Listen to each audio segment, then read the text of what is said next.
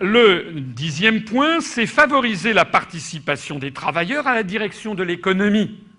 C'était inscrit, vous l'avez vu, dans le programme du Conseil national de la résistance. Alors, je voudrais rappeler ce qui s'est passé dans les années 60 avec l'ambition manquée d'une troisième voie.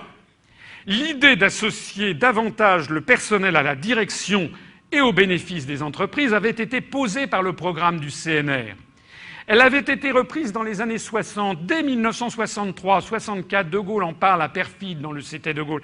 Et puis ensuite, après les élections présidentielles, l'élection présidentielle de 65, et après donc mai 68, il a voulu forcer l'allure sur ces questions. De Gaulle avait imaginé la participation des travailleurs comme une troisième voie entre, d'une part, le capitalisme sauvage et, d'autre part, le marxisme-léninisme. Une espèce de troisième voie typique de ce pays d'économie mixte et de juste milieu qu'a toujours été la France. Alors, ne posons pas les problèmes en termes de grands principes généraux. Je crois que ça, c'est une erreur de faire ceci. En revanche, ce qui est vrai, c'est que cette idée qui était d'avant-garde il y a 42 ans, qui a d'ailleurs été largement torpillée par Pompidou et ses commanditaires, eh bien, cette participation des travailleurs, un effort en matière d'actionnariat salarié, reprend beaucoup d'allure en 2012. Pourquoi ?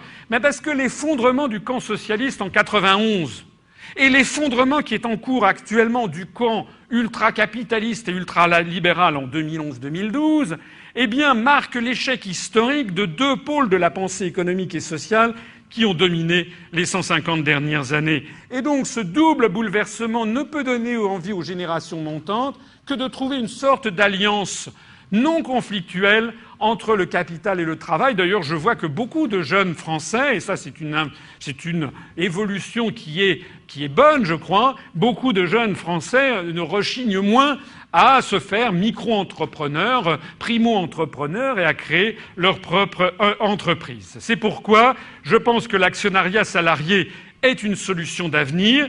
En 2012, le développement de cet actionnariat salarié peut offrir de nombreux avantages pour contribuer à résoudre certains problèmes aigus de notre économie. Par exemple, lorsque les salariés représentent une part significative de l'actionnariat, ils peuvent empêcher le bradage de leur propre société ou la délocalisation de ses activités. Deuxième exemple, l'actionnariat salarié permet à l'entreprise de développer ses fonds propres. Vous savez que beaucoup d'entreprises, notamment de très nombreuses PME, ont besoin de capital pour se développer et manquent de fonds propres. Et donc, l'actionnariat salarié qui consiste à ce qu'une partie de la rémunération des salariés soit en fait investie dans l'entreprise, donc petit à petit, chaque salarié devient actionnaire grossissant de sa propre entreprise, eh bien tout ceci permet à l'entreprise de réinjecter sous forme de fonds propres une rémunération qu'elle ne verse pas à ses salariés, et donc permet à l'entreprise de se passer de l'intermédiaire des banques et des fonds spéculatifs. Donc c'est réellement quelque chose qui mérite d'être examiné de près.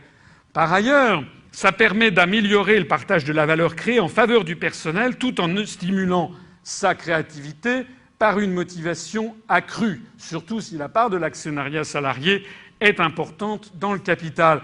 Ça peut aussi contribuer à régler le difficile problème de succession des chefs d'entreprise, notamment de nombreuses PME qui ne trouvent pas toujours de repreneurs. Et puis, si l'entreprise est performante sur la durée, l'actionnariat salarié peut permettre aux salariés de se constituer tout au long de sa vie un capital important. Un exemple chiffré, une entreprise dont la rentabilité est de 7% en moyenne sur une longue durée, ce qui est une rentabilité normale. Vous savez que les fonds de pension exigent un minimum de 15%. Bon, mais disons une rentabilité d'une entreprise normale, c'est-à-dire aux alentours de 7%, mais un travailleur qui place 7% de son salaire peut obtenir 200 000 € après 41 années de cotisation et avec un abondement de 100% de l'entreprise. Donc on voit que c'est quand même un moyen qui mérite que l'on y réfléchisse à de nombreux égards. C'est la raison pour laquelle, à la fois pour développer le tissu des PME, pour favoriser justement une prise en main par le peuple français de ses propres entreprises, pour se dégager de la mainmise des fonds d'investissement, nous procéderons à une relance de la participation des travailleurs avec une grande politique publique de renforcement de l'actionnariat salarié, conformément, encore une fois, à ce que pensaient nos ancêtres de 1944.